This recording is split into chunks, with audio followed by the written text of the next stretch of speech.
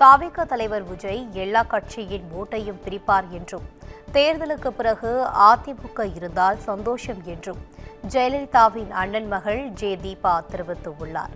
மறைந்த முன்னாள் முதல்வர் ஜெயலலிதாவின் பிறந்த நாளை முன்னிட்டு சென்னை போயஸ் கார்டனில் உள்ள வேதா இல்லத்தில் அவரது அண்ணன் மகள் தீபா ஜெயலலிதாவின் உருவப்படத்திற்கு மலர் தூவி மரியாதை செலுத்தினார்.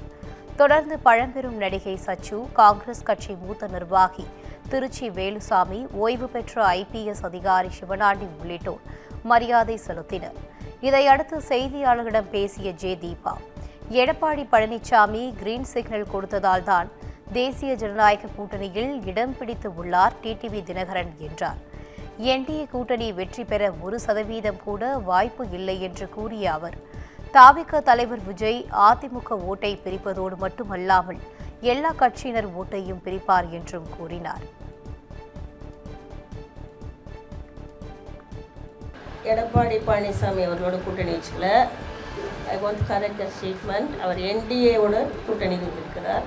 இப்பொழுது திரு எடப்பாடி பழனிசாமி அதிமுகவின் தற்போதைய தலைவர் திரு எடப்பாடி பழனிசாமி அவர்கள் கிரீன் சிக்னல் கொடுத்ததால TTV தினகரன் அவர்கள் அந்த கூட்டணியில் இணைச்சிருக்கிறாங்க. அவர் கட்சியில்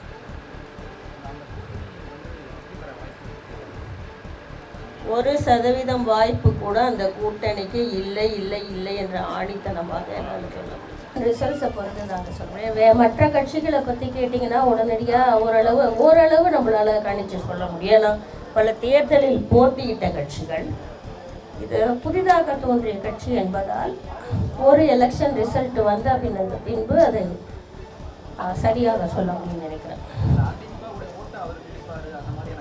இல்லை, கண்டிப்பாக எல்லா ஓட்டையும் பிரிப்பதற்கானவர் அதிமுக மட்டுமல்ல, எல்லாத்தையும் தான் நம்ம சொல்ல முடியும். தமிழ்நாட்டை ஒட்டு மொத்தமாக தான் பார்த்து சொல்லணும்.